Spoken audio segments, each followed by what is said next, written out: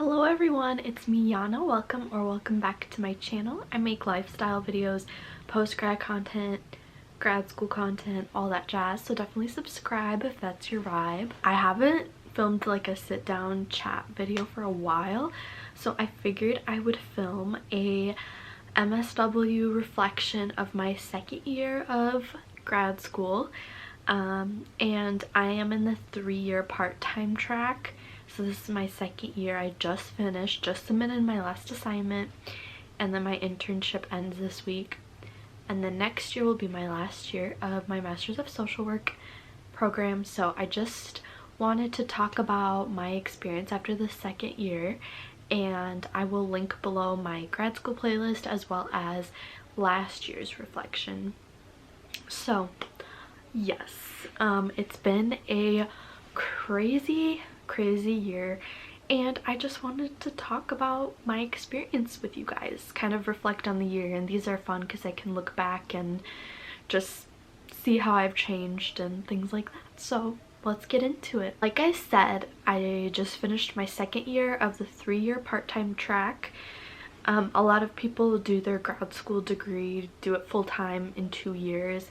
There's even a really accelerated program that's 1 year, but that's only if you have your bachelor's in social work, which I had my bachelor's in psychology. Or there's the 4-year track, which is like even more part-time. And honestly, I am so glad I did the part-time track, because honestly the part-time track feels like full-time. Like, it's a lot. So my first year of grad school was a lot more chill because I didn't have an internship, I just had classes.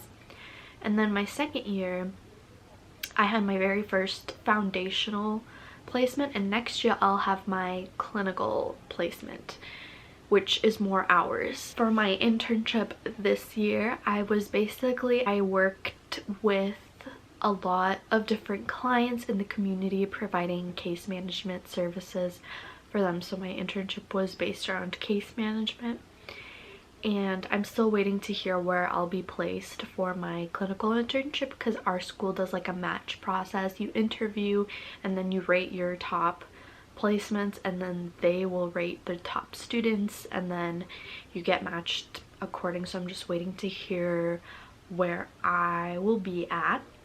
I'll definitely update you guys when that happens. But yeah, for my foundation placement, I just had such a great experience, and doing case management, I think it was really great learning, and it just really showed you how hard it is to push through all the barriers, like applying for benefits and dealing with all of that stuff. It's a lot. So I really did learn a lot, and I felt like so clueless like coming into it, but I feel like I've learned so many different skills. Obviously I still have a lot of learning to do, but I had a really great experience. I loved each and every one of my clients. It's really bittersweet because I'm going to miss them. I've been working with them for almost a whole year.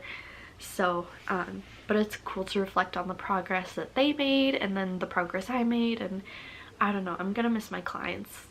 So it's gonna be hard to let go. My last day is this Thursday, so it's going to be hard to let go, but that's just it. But also doing case management, just, it's a lot. You're constantly coordinating with other places. Like, for example, if you're helping your client get access to a primary care physician or something, you have to get their insurance information or help them apply for insurance if they don't have it.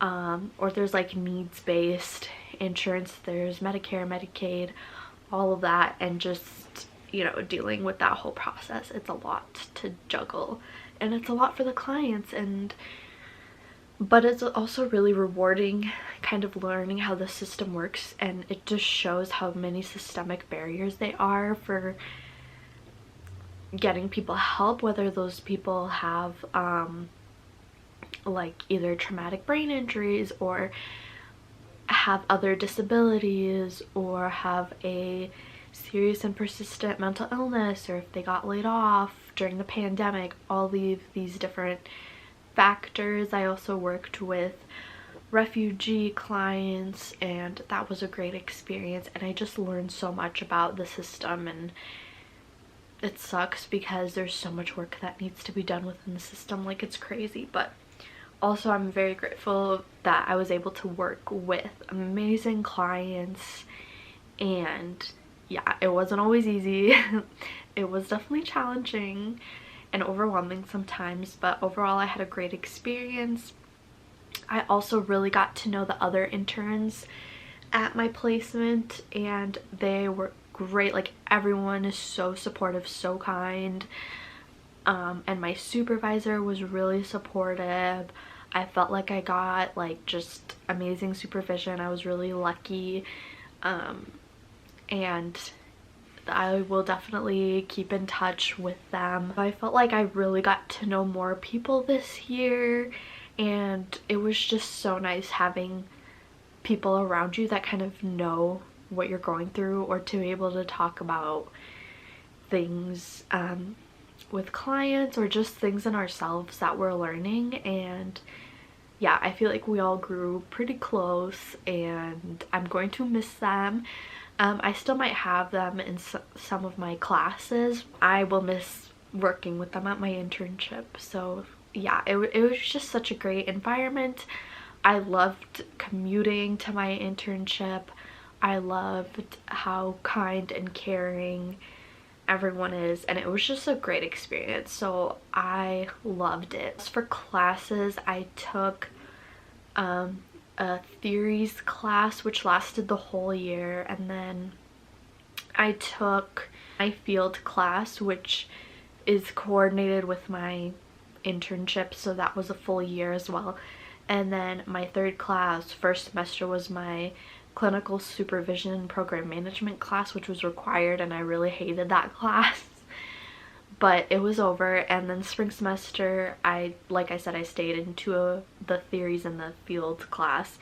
And then my third class was an elective, so I chose CBT as my elective, and my favorite professor taught it, and that was just such an eye-opening and useful class, I feel like, because obviously if you're doing therapy, a lot is based in CBT, and I don't know, it just is a very valuable class. Like, it was actually like, okay, now we're learning how to do therapy. And that's where I see myself. I see myself working as a therapist once I graduate. But that's why for my clinical placement, I applied to a bunch of therapy settings as opposed to medical social work or school social work settings. I mainly applied to therapist settings because that's what I've always wanted to do, and I really wanted to get that experience. Because what if I start doing it and I realize maybe that's not for me, maybe I want to do more case management, or maybe I want to do administration, I don't know. But I definitely think like therapy is, I'm hoping that it'll be like a good fit for me, but I'm sure that I'll like it. So yeah, I'm really excited to see where I end up for my clinical placement. But yeah, so for this past year, classes were good. Well, minus first semester, I didn't love that one class, and it was also a 7:30 p.m. class, so it went until 10, which really sucked.